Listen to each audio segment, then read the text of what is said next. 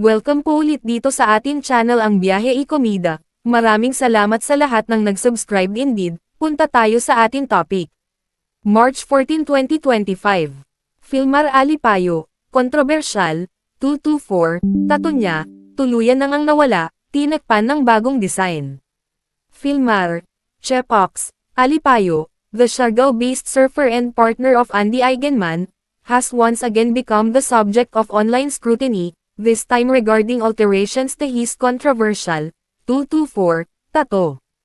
Napansin ng mga netizens na may mata ng agila, ang pagbabago sa body art ni Filmar sa isang Instagram story kamakailan, na nag-udyok ng haka-haka tungkol sa kapalaran ng kanyang 224 tattoo, na dati ay naging sanhi ng kaguluhan sa kanyang relasyon kay Andy. Ang kwento ng Instagram, na nagpapakita ng kampyon na surfer na walang shirtless, ay nagsiwalat ng isang bagong disenyo na sumasaklaw sa lugar kung saan ang 224 tattoo ay isang beses na kilalang ipinakita.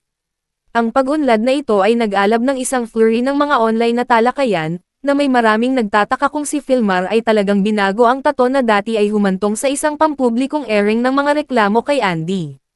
Naging punto ng pagtatalo ang 224 tattoo na ibinahagi ni Filmar at ng kaibigan nitong Swedish photographer na si Pernilla Schuh matapos ipahayag ni Andy ang kanyang pagkadismaya sa social media.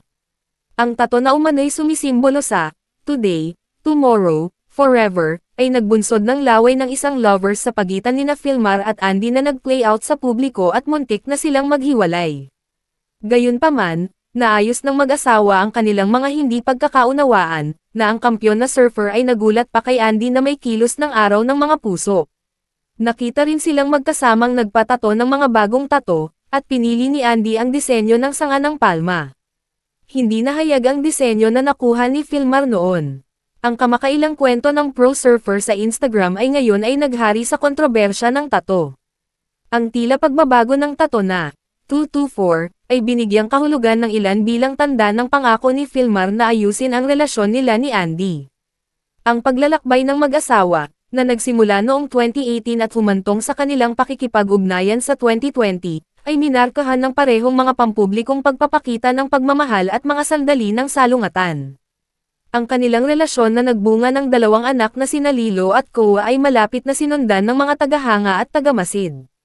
Malaki rin ang naging social media presence ni Filmar, at kamakailan ay nagdiwang ang surfer na umabot sa 1 milyong followers sa Facebook.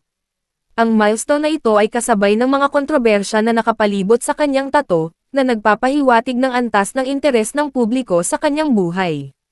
Publiko ngayon ang naghihintay ng kumpirmasyon mula kay Filmar regarding sa alteration ng tattoo niya at sa implikasyon sa relasyon nila ni Andy. Kamakailan lamang, kinuha ng Filmar sa Instagram at ibinahagi ang ilang mga larawan ng ilan sa mga nicest views. Ibinahagi niya ang 5 larawan ng ilang mga kahanga-hangang mga tanawin na matatagpuan lamang sa pinakamagagandang lugar ng kalikasan.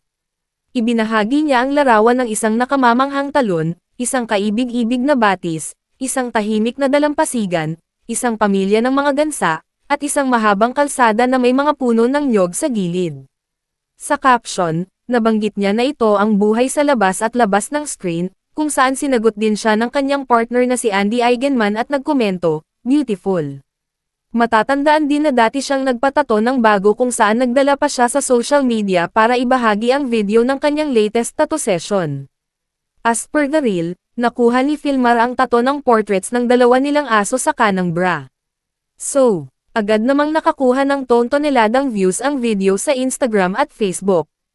At yan ang ating latest showbiz chika update for today. Huwag kalimutan mag-subscribe, click the notification bell for more showbiz chika updates, like and share the video at suportahan po ang ating Facebook page. Maraming salamat sa lahat ng nag-subscribe, indeed. Magandang buhay sa lahat, adios!